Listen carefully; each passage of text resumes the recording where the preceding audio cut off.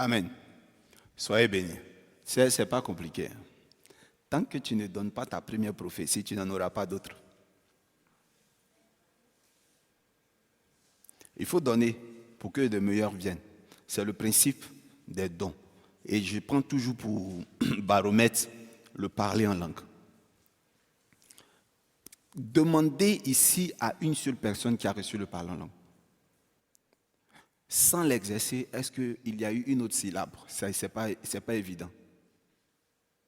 Quand tu reçois le parler en langue aujourd'hui, que tu fais riba, riba, riba, là.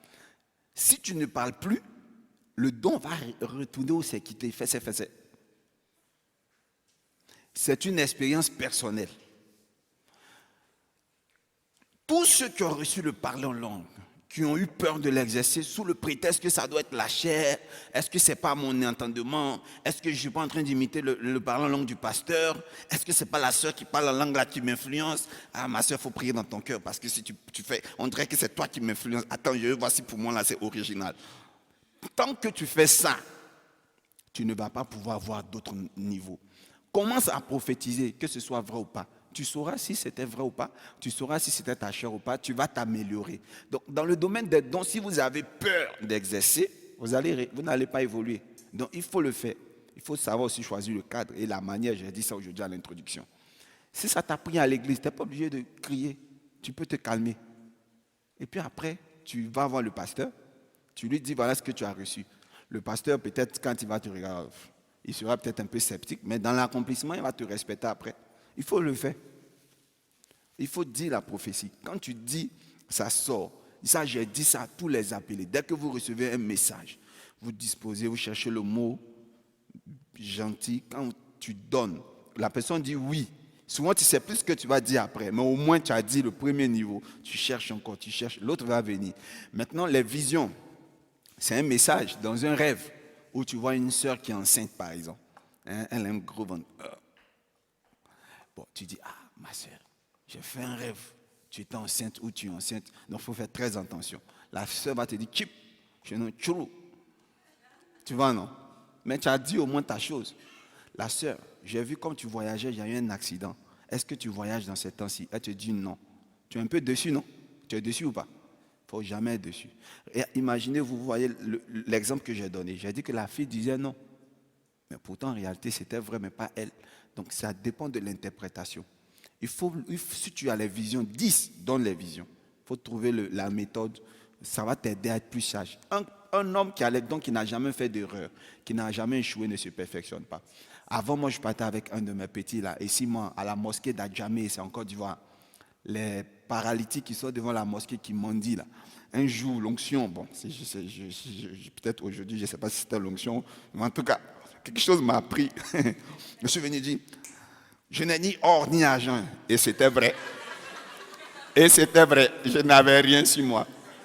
Je n'ai ni or ni argent, mais lève-toi. J'ai attrapé le monsieur qui était sur son truc là, avec les... Lève-toi. Il ne comprenait pas. Quand je l'ai tiré, il a dit en langue du là, moulot, moulot. Et il n'a plus marché. Il n'a pas marché, il est revenu bas. J'ai regardé à droite, j'ai gratté la tête. J'ai dit, hey, Simon, suis-moi, on y va. Allons tester un autre paralytique. On rentre à la maison, le bilan, on fait le bilan. Hey, Joe, aucun paralytique n'a marché. Mais attends, on prie. Regarde, on vient de sortir de 21 jours de jeûne. Mais pourquoi? Et on se plaint. Quand c'est comme ça, on ne sait pas où trouver Dieu pour lui serrer l'école. Pour dire, mais tu nous as dit que si on croit. La foi, c'est quoi? Et on retourne encore le lendemain, toujours zélé. J'avais l'épisode de l'hôpital. L'hôpital, quand on arrive à l'hôpital. Oh, alléluia, on rentre dans un hôpital, dans une chambre comme ça, on rentre comme ça. Alléluia. Je dis à Simon, tu parles, je termine. Lui, il parle. Mon frère, ma soeur, bonjour. Jésus a tiré à la croix, passé maître. Le malade est là. Lui, tout ce qu'il veut guérir. Maintenant, quand on me donne la parole, je dis, la Bible dit, vous imposerez les mains aux malades. Les malades guériront. Croyez, vous êtes guéris. On a même envie de débrancher la personne, enlever les... On lisait trop. On lisait les Yonggi Show, tout ça. On lisait trop. Et on revient le lendemain, on nous dit, la personne est décédée. Mais au début, on est déçu. Mais c'est une tristesse qui vient nous donner la force de tuer ce qui nous empêche d'entrer dans le miracle. Est-ce aujourd'hui là? Aujourd'hui, je vois des gens qui sont sur des fauteuils roulants, problème disque, problème de colonne vertébrale, AVC, je les tire, ils marchent, je les tire, ils marchent parce que j'ai eu une vie d'entraînement. Et l'entraînement, on échoue au moins une seule fois, frère, c'est pour toi. Il faut échouer un peu quand même. Hein? Tu es homme de Dieu. C'est composé de deux mots, ce thème-là. Homme de Dieu. Voilà, tu es homme. Et comme tu es homme, accepte que souvent le côté homme te fasse faire des erreurs. Pour dire à côté de Dieu de tuer cet homme qui te fait faire des erreurs tous les jours.